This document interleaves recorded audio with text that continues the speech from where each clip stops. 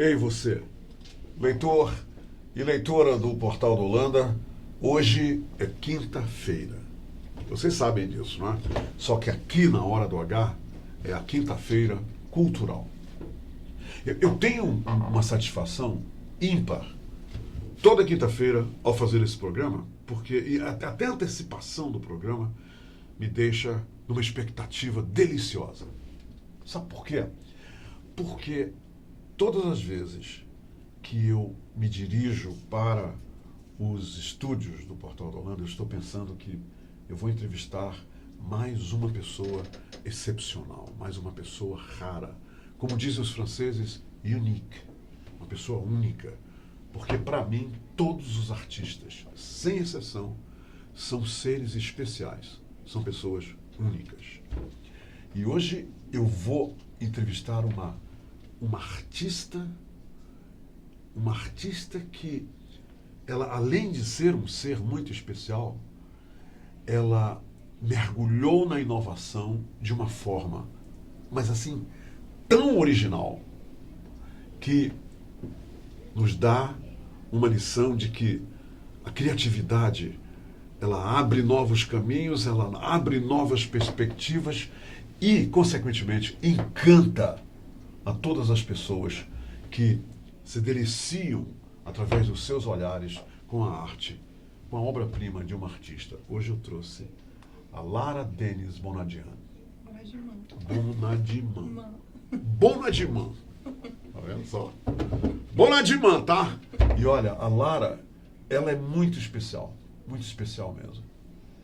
Mas quem vai dizer pra gente, sem se dirigir objetivamente para dizer isso, naturalmente, é a própria Lara. É ela quem vai contar uma história de arte pra gente. Antes eu vou contar uma história pra Lara aqui. Eu sempre fui fascinado pela arte que, a princípio, eu não entendia. Eu olhava e não conseguia ver o que outras pessoas diziam, que viam. Eu não conseguia sentir a classificação que outras pessoas escreviam sobre a arte dele. Eu estou falando de Pablo Picasso. Então, a primeira vez que eu me deparei com um quadro de Pablo Picasso foi uma das suas obras mais famosas, Guernica, que está exposta lá no museu, na cidade de Madrid. E eu me sentei na frente daquela obra e vi, Lara, toda a história do bombardeio, toda a história da destruição de uma aldeia que ele colocou de uma forma que você, ao saber que foi aquilo que ele colocou ali, embora você não veja aquilo, você se insere naquele sofrimento, naquela dor. E desde então, eu passei a falar assim dos artistas, que vocês são uma pessoa muito especial, consegue se comunicar desse jeito. Então, Lara, seja muito bem-vinda ao programa Hora H, aqui na Quinta Cultural. Muito obrigada pelo convite. Eu quero saber uma coisa de você, assim, de saída. Eu escrevi que você transformou o mundo digital num ateliê. E o ateliê que a gente conhece é aquele no qual o artista está lá, com as mãos sujas, cheio de tintas, telas, aquele cheiro forte das tintas, e ele ali, daquele meio, daquele mundo, criando aquelas obras de arte. Esse mundo em que você mergulhou agora, com essa ferramenta da internet, ele é um mundo que, a partir de agora, a partir do que você tem feito e fascinado a gente com as suas obras, é a nova tendência também, uma nova tendência artística para os artistas da nova geração, da época atual? Eu confesso que eu acho que ainda é uma situação híbrida. A gente ainda tem condições de trabalhar tanto no físico quanto no digital, mas o digital facilita justamente a capilarização e a dispersão do nosso trabalho. Mas não impede que um trabalho comece físico, comece com uma pintura de aquarela, como a gente conhece, pelo menos eu conheço nas redes sociais, eu sigo bastante artistas novos que trabalham com esse processo de começar no manual, fazem um trabalho de recorte, digitalizam, produzem uma gama variada de produtos que varia do vídeo ou vai para dentro de games, aplicativos e tudo mais. Mas não deixa de ser um processo criativo válido, né? O digital, pelo menos na minha percepção, digital versus o físico. A vantagem do digital é que ele tem bem menos sujeira. É verdade. Mas nesse estilo, quer dizer, dessa maneira, você tem produzido vários trabalhos, não é? Você tem como é que é? Por exemplo, com o Moacir Andrade. Quando eu visitei o Moacir Andrade no ateliê dele, e eu me lembro, depois eu tive uma crise de sinusite terrível, mas eu me lembro que quando ele, Maninho, senta aqui, Maninho, vem cá, vem pra cá. Ele me disse que ele ali naquele momento, ele estava dando continuidade a uma fase. Você também, no virtual, tem uma fase, quer dizer, a fase específica do que você está produzindo? Pode ser encarado dessa forma, porque o digital ele me viabiliza trabalhar técnicas que no físico eu não tenho paciência ou eu não tenho estrutura, como por exemplo pela questão do uso das tintas a óleo, os acrílicos, que eu não uso por questão de saúde, por eu ter muita alergia a esse tipo de substâncias, né? Os solventes são muito pesados. O pessoal do óleo e do acrílico trabalha com solventes tipo terebentina, tem uns mais naturais, tipo óleo de linhaça, mas ainda assim é uma coisa muito forte. São químicos, né? São químicos, exatamente. Então, o fato de o Moacir Andrade ter trabalhado no ateliê dele a vida inteira foi porque provavelmente ele aprendeu desta forma. Se ele tivesse sido apresentado ao processo digital, muito provavelmente ele não se sentiria confortável ali dentro, né? Entendo. Mas quando eu comprei pela primeira vez, não ganhei do meu pai, o meu equipamento, que até hoje eu tenho, já tem 15 anos, né? O mesmo equipamento que chama uma mesa digitalizadora, uma tablet, tamanho de como se fosse uma mesa mesmo, em vez de mouse a gente tem uma caneta. Então imita o mesmo processo, como se eu estivesse desenhando fisicamente, mas ele vai para o computador. Então eu tenho que usar softwares apropriados para isso, como o Illustrator, o Photoshop. E nisso, dentro do Photoshop, eu tenho que desenvolver os meus próprios pincéis, porque os pincéis têm as pontas específicas, hoje já tem tecnologia que o pincel imita a textura do óleo, imita a textura da aquarela, imita a textura, né, de tudo. Então, no digital, eu acabo trabalhando uma espécie de estilo, que talvez seria uma fase, que eu não consigo reproduzir no físico, ou que eu realmente não tenho disposição. Você mergulhou nesse tipo de arte, a arte da pintura. Conta um pouquinho pra gente do teu histórico. Você, desde criança, já mostrava essas habilidades e tudo, e teus pais viram isso. Como é que isso surge? Até porque tem muitos pais que estão nos vendo agora, Lara. Como foi essa identificação feita pelos seus pais ou por seus amigos, pela professora? Como é que isso ocorreu? Inicialmente, né, eu sempre tive aptidão. É normal da criança, em determinado ponto da vida dela, apresentar uma espécie de... Assim, é o aparato que ela tem para se expressar, né? Você acaba dando um papel, dando um lápis, e assim que ela começa a desenvolver a coordenação motora, né? Segurando primeiro o lápis assim, depois fazendo a coordenação fina. Posteriormente ela vai para a escola e acaba sendo introduzida ao método para justamente expressar, aprender as cores. Desenhar é uma forma de aprender, inicialmente. E isso é comum, eu acho que 100%, 100% sim. de todas as famílias que têm criança pequena. A criança, eventualmente, quando ela descobrir que ela tem a habilidade manual, ela vai, tanto que a gente está ali, né? Desde a caverna... E também inserido nesse aprendizado, está a comunicação, não é? Exato, exatamente. Você vê, né? Desde o começo, a história da arte começa lá nas cavernas, que é quando a gente descobriu que os afrescos, né? Não só os afrescos, né? As cavernas, os mãos na parede. Desenhos rupestres. Isso. Da caverna de Lascaux e várias outras cavernas que já foram, né, estudadas, escavadas. A minha mãe hoje ela é formada em psicologia e ela tem um direcionamento muito grande para lidar com infância, né, com a parte infantil. E hoje ela fala para mim, nossa, se eu tivesse prestado atenção com mais cuidado antes, só que assim, na época da década de 90, né, que foi quando eu fui criança, eu nasci no final da década de 80, Na década de 90, a criança desenhar era um processo educativo escolar, não era considerado Fazia como... parte de trabalhos Exato. de aula e tudo mais, né? Exatamente, não era algo assim que tipo, não, eu tô vendo que ela pode desenhar, ela vai ser uma grande artista. Não era bem, pelo menos pra mim, não foi dessa forma, eu não tive. Eu não tive essa percepção, pelo menos como criança, como filha, de que eu poderia fazer aquilo pra vida, mas era algo que era intrínseco, eu simplesmente sentava, fazia.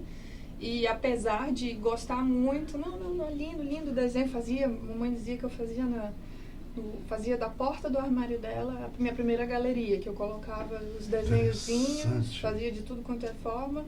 Mas para eles era assim, como eu já sabia, eu não tinha necessidade de investir. Sim. Mas isso bem no começo da infância.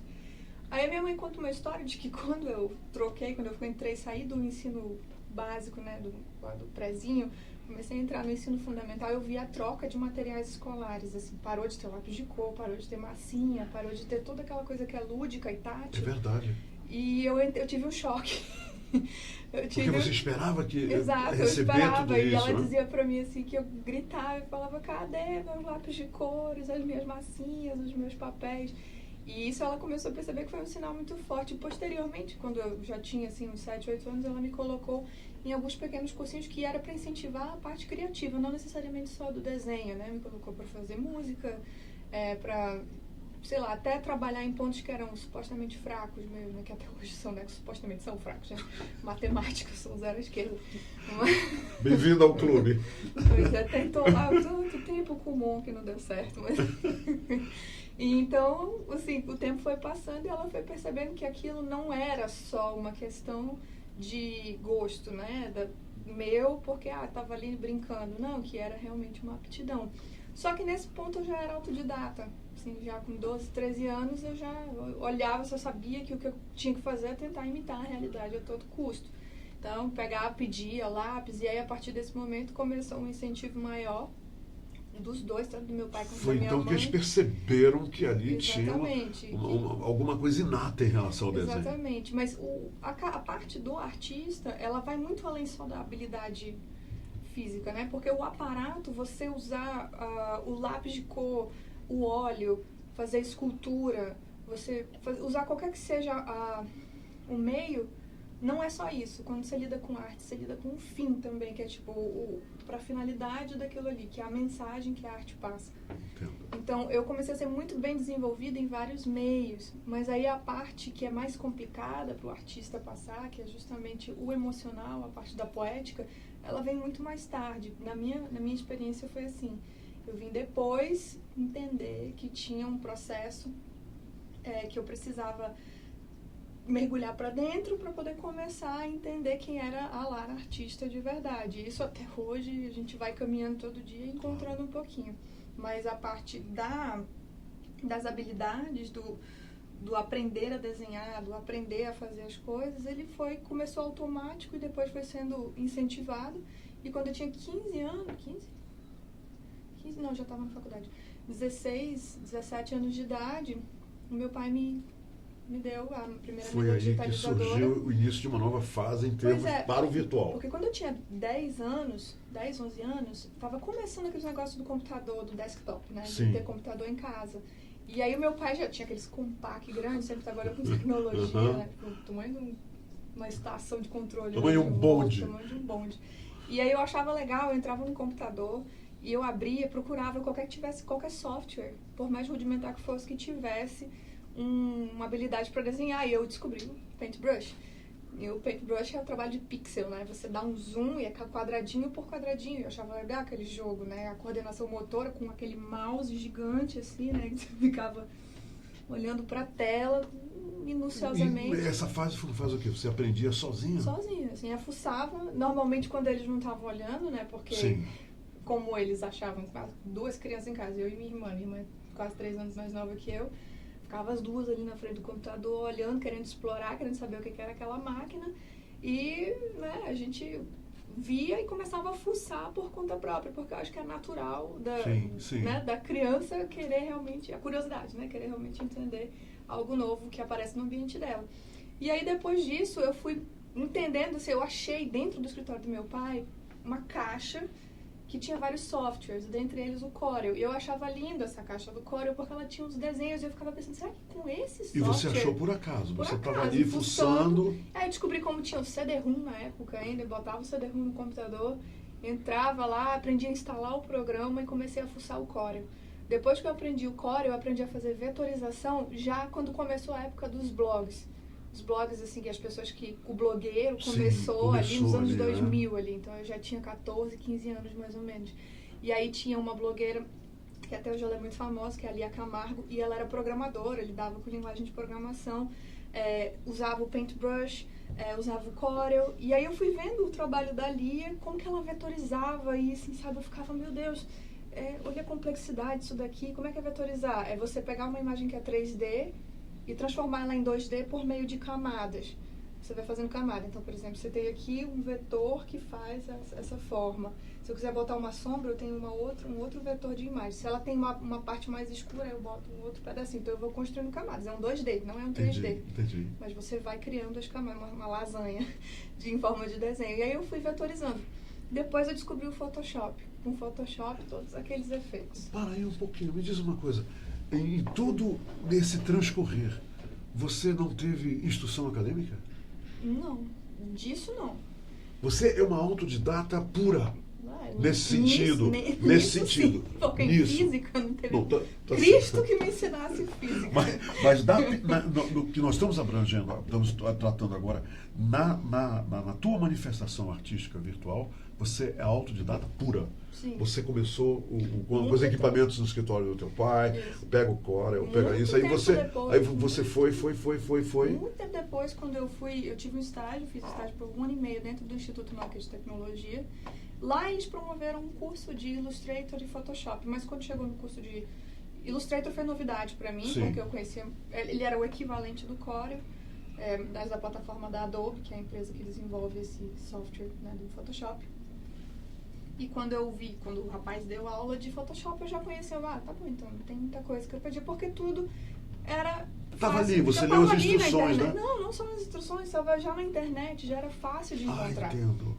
Então, isso pra mim nunca foi desculpa pra mim esse negócio de, mas eu não sei mexer. Não, o Google tá Quer dizer, na Nokia você descobriu que não era tão desconhecido assim, aqueles programas. Não, exatamente, mas eu só consegui entrar no Instituto Nokia porque eu já tinha as habilidades, porque eu tinha, né, eu tinha o trabalho, já um portfólio, né, já de um desenho, e eu já tinha a mesa digitalizadora, então eu já trabalhava no Photoshop com a mesa digitalizadora, e eu comecei a desenvolver as primeiras pinturas digitais, que é a técnica, né, que foi usada para produzir essas pinturas que são hiperrealistas, que é um estilo.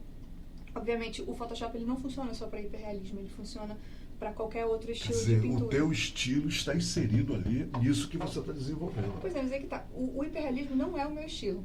É não um estilo que, na verdade, essa semana eu tive uma reunião e a pessoa com quem me reuni é um grande amigo. E eu comentei, eu falei, eu tenho uma dificuldade porque eu não consigo me focar numa coisa ali e tal. Ele falou assim, não, mas você é artista, você não precisa se focar. A tua falta de foco é o que faz a diferença. Isso, né? É curioso, foi inusitado pra mim, porque eu imaginava que minha falta de foco Você me se tocou pra isso, não, então? Não me que ele toquei, disse? Me toquei Agora, depois que ele falou. Há 2 semanas atrás, depois de 31 anos. Agora me diz uma coisa. Lara, eu conversando com você, na hora de fazer o dever de casa para a entrevista, e eu declarei isso, que tem lá hoje o ateliê virtual, né? Mas você tem o seu ateliê físico, você tem o espaço físico no qual você desenvolve obras físicas? Sim. Você tem obras físicas também? Tem obras físicas. E quer dizer, você sempre dividiu o teu tempo entre o virtual e o físico. Isso. Ali. Você sempre esteve atuando nas duas pontas. Porque o virtual, ele só existe, ele só vai conseguir ser bem executado se você tiver noção do clássico. Como tudo na vida. O Picasso, entendi. Picasso só foi Picasso porque ele começou, se você for procurar, vai no Google e procura, a primeira obra de Picasso é uma cena de primeira Eucaristia. E você não diz que é Picasso. Mas ele aprendeu o clássico para poder desconstruir e chegar no ponto que ele chegou e ser Picasso. Claro. Então, para você começar... ele tem uma fase assim, inicial de muitos desenhos, né? Desenhos. Ele tem vários. Ele tem essa pintura mais hiperrealista, né? Que segue o modelo clássico. Aí, posteriormente, ele começa a tirar uns elementos de luz e sombra e começa a mudar a Isso é parte de uma evolução natural do artista? Natural. Isso é uma evolução. Isso é o que faz o artista ser o que ele é. Entendo. Porque o Picasso foi tudo aquilo ali, mas se você for falar, mostrar a primeira imagem do trabalho do Picasso hoje, você fala, não, isso não é Picasso. Não pode ser. Aí você mostra o Guernica, não, porque isso você, é Picasso. porque você vai comparar. Ele é todos, mas ele ficou conhecido pela fase mais, né, latente dele, em que ele justamente trabalhou a mudança de perspectiva. Me diz uma coisa, eu vou citar alguns dos seus pares aqui em Manaus, Eliane Mesari, Jair Jacquemont, Arnaldo Garcês. Eu percebo nas obras dos três, porque já fui a vernissage e vi o trabalho deles, eu vejo que há uma característica bem definida para cada um. Né? É uma identidade, essa é a palavra. No teu caso, na parte virtual, é igual isso. Eu olhei e eu digo, aquilo é Garcês, isso aqui é Mesari, isso aqui é Jacquemont, isso aqui é Andrade. Você vê, né? São 3 a 4 artistas que eu citei que expõem a sua arte através da pintura, mas que você olhando, você liga ao artista. No teu caso, eu estou indo para o mundo virtual, né? Saí do físico e vou para o virtual contigo. Isso é também identificável para o artista especificamente?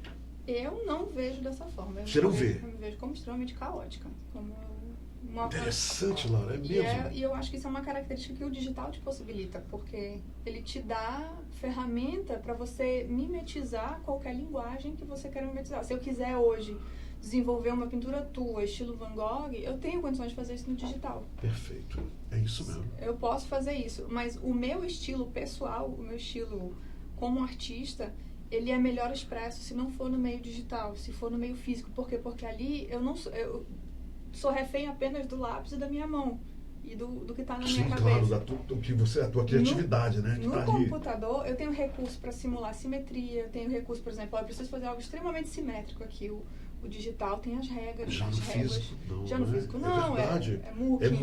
É muque. Exatamente. Por isso que eu lhe digo, não tem como você desassociar um do outro, porque eu preciso chegar primeiro dominando o físico para depois no digital ter um trabalho melhor. Então, quem domina bem o físico no digital é extraordinário. Uma coisa. Paulo, que é o nosso colega daqui. Paulo, coloca, por favor, para que todos vejam, essas milhares de pessoas que estão nos assistindo, a Nossa Senhora da Amazônia, que é uma obra-prima da Lara Denis Bonadiman, ok? Trabalhinho. Pronto, está no ar, as pessoas estão vendo essa. Nos falam dessa pintura especificamente e toda a história dela, inclusive que ela foi, né, premiada, escolhida pela Igreja Católica, aprovada. Conta essa história que eu achei fascinante. Ué, na época que houve o concurso, né, que foi lançado o concurso para a escolha da imagem de Nossa Senhora da Amazônia, eu estava morando em São Paulo. Quer dizer, foi um concurso que te levou a isso. Exatamente, um concurso. Não sei quantas pessoas participaram, não sei no pool de quantas obras essa foi escolhida, não tenho conhecimento disso. Mas a minha família, por ser muito católica e muito religiosa, né, me sugeriu, né, pediu, minha mãe ficou bastante emocionada. Poxa, minha filha, você tem as habilidades e tal. Que lindo. E na minha cabeça eu falo, meu Deus, né, como assim? Não, eu sou uma pessoa que só desenho, isso aqui é um trabalho de arte sacra. Arte sacra é arte sacra. Vai pro mundo, vai vira legado, vira história, né? Nunca imagina. Aí fora que pra mim eu nunca ganhei nem bingo, né? Não ganhava rifa. Nem aquela galinhazinha do bingo, nem aquela. Nem nada. Então eu falei, não, mãe, não sei o quê. Mas, enfim, passou. Aí eu tava, como disse, morando em São Paulo. E à época eu ia a uma missa numa paróquia que ficava muito próxima da minha casa, que é a paróquia São Luís, que é ali na Avenida Paulista. E na paróquia São Luís, eu lembro desse dia, da frase da minha mãe no meu ouvido: poxa, minha filha, participe, né? Olha o seu talento e tudo mais. Aí eu sentei lá, eu falei assim: Deus, se for pra eu realmente fazer isso, tu vai me mandar um sinal hoje pra mim, hoje, agora de preferência. E aí, na missa, o sermão, o evangelho era a parábola dos talentos, né? Se você tem um talento e você enterra, se Deus te dá um talento e você não usa, você não desenvolve o talento, você está fazendo uma grave ofensa com aquilo que Deus lhe deu, né? Aí eu entendi a mensagem, cheguei em casa. Que legal. Cheguei em casa e bom... Ela continua no ar? Olha lá, olha como ela está lá. Está todo Sim. mundo vendo dessa maneira, Lara. Pois é, só que tem uma história curiosa, né, sobre a situação que eu comecei a desenhar, né, fiz todo o processo. Aí minha mãe veio me visitar em São Paulo quando ela entrou no meu apartamento, que era, né, um ovinho. Minha mesinha digitalizadora lá, eu desenhando, aí ela, você está desenvolvendo? Eu falo, não fala nada, eu vou fazer, eu quero só ver no que dá. Aí mandei, submeti assim no último dia que era possível submeter o trabalho. E pra mim passou, né? Tipo, morreu, porque pra mim nunca ganho nada. Aí passa assim uns 15, Esse 20 concurso dias. era da Arquidiocese de Manaus? Daqui, de Manaus. De Manaus. E aí passou uns 15, 20 dias, minha mãe me liga, minha filha. Emocionado, meu Deus. Emocionada. Eu, Você ganhou! toda embargada Lindo, também. Eu lindo falei, isso. não, mãe, tá de Formidável. brincadeira. E aí ela não pediram umas pequenas alterações e tal, não sei o que. Eu falei, tá bom, sem problema, isso acontece. O projeto, Claro. imagina que trabalhando com design, estudando design, alteração pra mim é normal, é praxe. Aí fui lá começar a fazer as alterações solicitadas, e aí um dia eu tava sentada com a almofada no meu colo, o computador no meu colo, e eu sempre tinha a mania de jogar os cobertores assim no chão, e escorregou o meu HD da minha cama pro chão, aí bateu, e o HD pifou com toda a matriz da imagem dentro dele. Misericórdia. Misericórdia. Aí tu fica assim, das duas, uma, ou senta e chora, nada, ou senta e chora e faz tudo de novo. Você fez os dois, Fiz tudo eu acho. de novo. Você fez os dois. Não, na verdade não tinha muito por que chorar, né? Tá. Putz, chorar sobre leite, HD derramado. Não tinha como. E O HD derramado, pois é. Eu nunca ouvi ninguém dizer só, agora que o HD está derramado, não precisa fazer Se fosse nada. no ateliê, era Pois é. remetindo leite, né? Pois é. Mas como era digital, é o HD. E aí eu tive que começar tudo de novo. E foi uma grande oportunidade que eu pensei. Eu falei, bom, eu não estava 100% satisfeita com a imagem que eu tinha feito. Agora eu vou fazer melhor. Aí eu refiz a imagem e essa que a gente tem apresentada, a imagem oficial. Foi lançada em 26 de dezembro de 2012, se eu não me engano. 2012, não me falha a memória. E aí foi quando foi instituída a paróquia de Nossa Senhora da Amazônia. E desde então... Já, qual é a ideia? Eles vão fazer a estátua dela, já fizeram? Até Ou só hoje vão já usar a tentaram. tela grande com ela, Já como tentaram você várias fez? vezes fazer a imagem estátua da A Nossa Senhora da estátua. Amazônia. Já tentaram muitas Não, vezes. não fizeram, Não não fica, conseguiram. não sai. Mas tem um porém, que quando você trabalha com digital, você sabe que os meios para você desenvolver algo tridimensionalizado tem um processo. Então você precisaria da vista frontal, vista lateral, vista traseira, vista de cima, vista Entendi. de baixo. Então normalmente funciona como se eu fosse transformar a Nossa Senhora num personagem. Ele passaria por uma modelagem 3D digital para entrar num molde, né, numa máquina de molde, fazer um molde. Ser preenchido com qualquer que seja o material que vai ser colocado, gesso, barro, o que quer que seja, depois posteriormente pintado. Mas a imagem, ela tem uma vista meio que... você não vê o rosto da Nossa Senhora de frente, você vê o rosto dela, né, meio que isométrico, olhando para Entendi. cima. O rosto do menino também está sendo olhado para baixo, então tu não tem uma vista frontal da imagem. Então é meio que difícil você definir como é que seria o nariz dela frontal, o nariz dela lateral. Então Entendi. tem uma dificuldade. Um outro passo... Isso tem que ser superado, então, né? Para Tem que que ser se superado, chegue, a exatamente. imagem dela é Exatamente. física. Exatamente. Precisa de alguém que seja habilitado em 3D para ir lá e... Não apareceu ninguém ainda para fazer isso? Ainda não. Ainda não. Se tiver Quem alguém, sabe agora. sabe. Uma curiosidade que surgiu em mim, tá? Quando você me mandou, quer dizer, eu já tinha visto antes, mas eu não tinha ela de forma isolada, como você me mandou.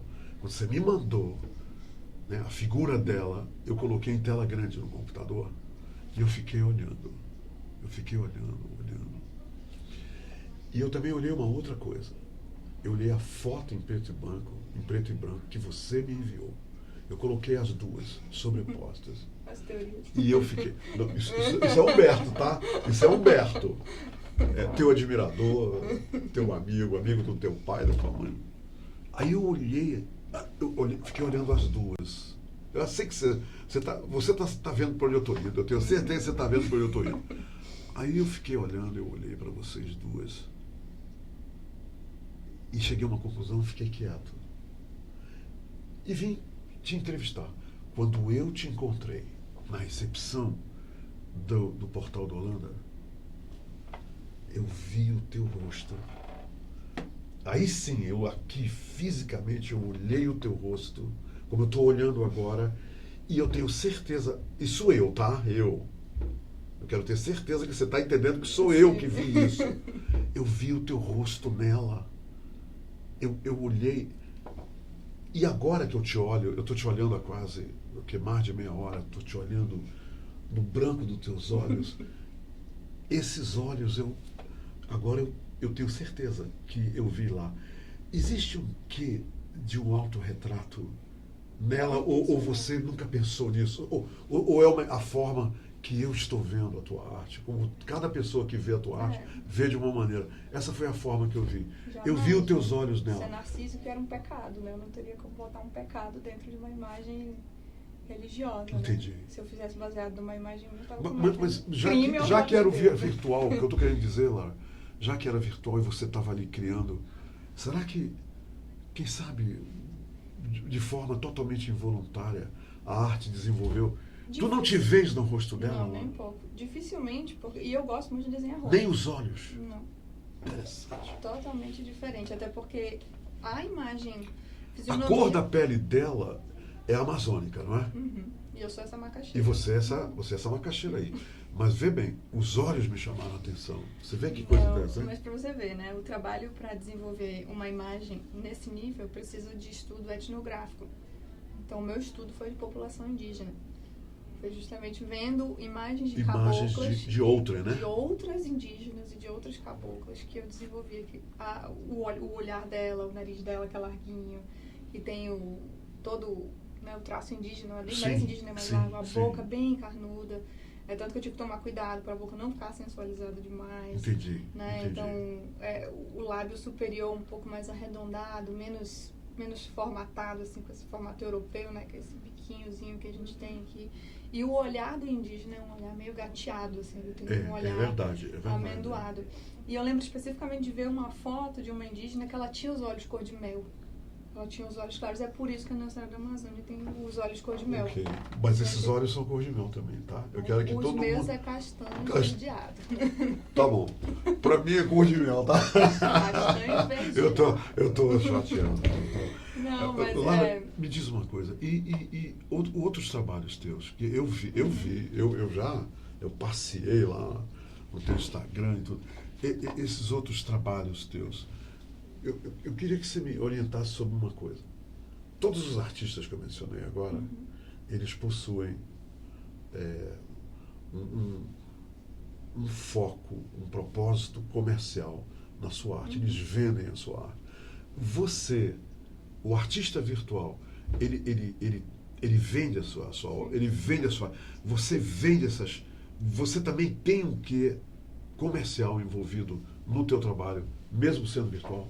Com certeza. O virtual, ele possibilita a reprodução em massa, que entra para dentro da categoria do design, né? Entendi. Então, tudo aquilo... As pessoas confundem um pouco os conceitos, né? O design é aquilo que pode ser reproduzido em série, como, por exemplo, uma cadeira, uma mesa, Isso é design, né? Isso é design. Então, você desenvolve um projeto desse objeto aqui e vai para uma máquina que vai ser reproduzido em série. Então, isso é um objeto de design. Até se convencionou, né, tempo atrás, assim, quando não se tinha muita noção do que era o design, de botar o design como exclusivo, mas o exclusivo é a arte, porque a arte você só faz né? Então, assim, o caráter da arte digital... É o que chamam de obra-prima, né? É aquilo ali, é só uma daquelas, se você quiser acabou. Uma reprodução, por exemplo, a Nossa Senhora da Amazônia, ela é vendida em reproduções menores, não no tamanho grande. Quem vende, você? Não. Ou a catedral? É o pessoal da paróquia Nossa Senhora da Amazônia. Depois eu posso deixar o contato aí. Não, você deveria, se você quiser. Lá com a Carla Moreno. Olha aí, Carla Moreno, hein? Carla Moreno, vai estar bombardeada daqui a pouco. Então, assim, tem essa reprodução, né? O meu trabalho físico, ele é arte, ele é one of a kind, né? Então, ele é só um feito daquela ali. Se você quiser uma reprodução, vai ser uma fotografia. Entendi. Né? É uma foto e ainda assim está suscetível à variação de luz, variação cromática, que vai ser digitalizada e posteriormente reproduzida no tamanho menor. Mas eu acho que, assim,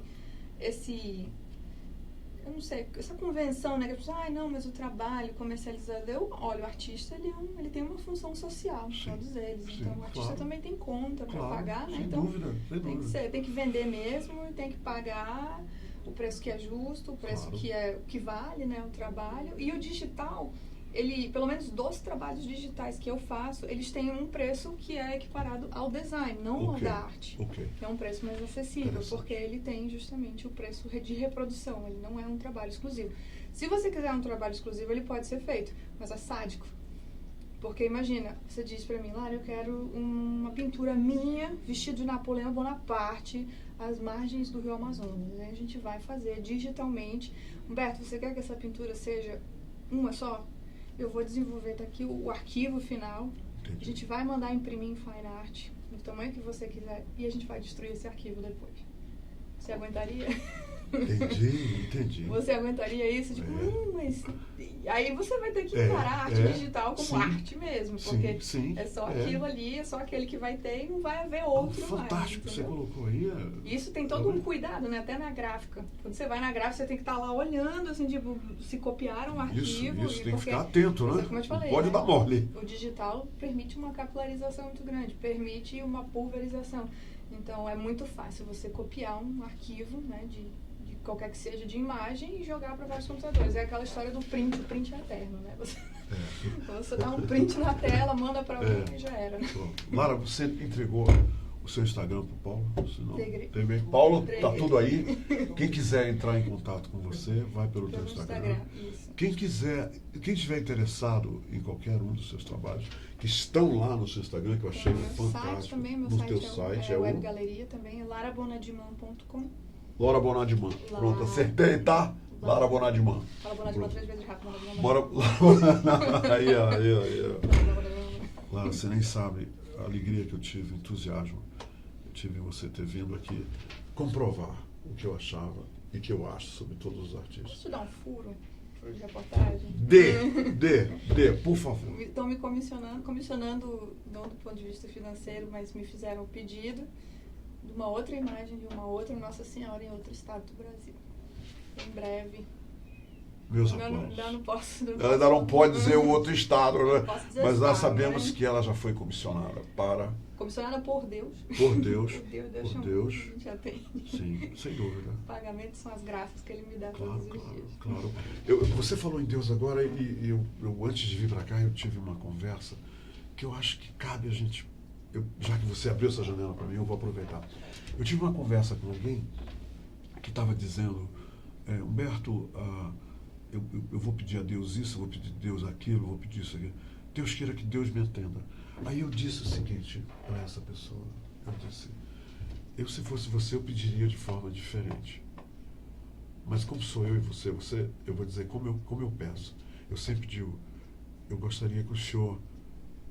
Eu estou lhe pedindo com fé e eu estou lhe pedindo com muita humildade que o Senhor me dê a oportunidade para eu realizar isso. Porque eu não peço a Deus para Ele me dar aquilo. Eu peço a Ele a oportunidade para eu... Aí eu tenho uma coisa em comum que você falou aqui contigo. Eu raramente faço alguma coisa, aceito alguma coisa, sem perceber os sinais. Eu recebo sinais como... Tu és de Gêmeos, não? Não. Pois bem, eu recebo sinais negativos e positivos sobre alguma coisa que me oferecem. E eu já tomei decisões, Lara, em cima de sinais negativos. Eu disse, não, eu não posso fazer, eu não quero fazer. E eu fiz a coisa certa.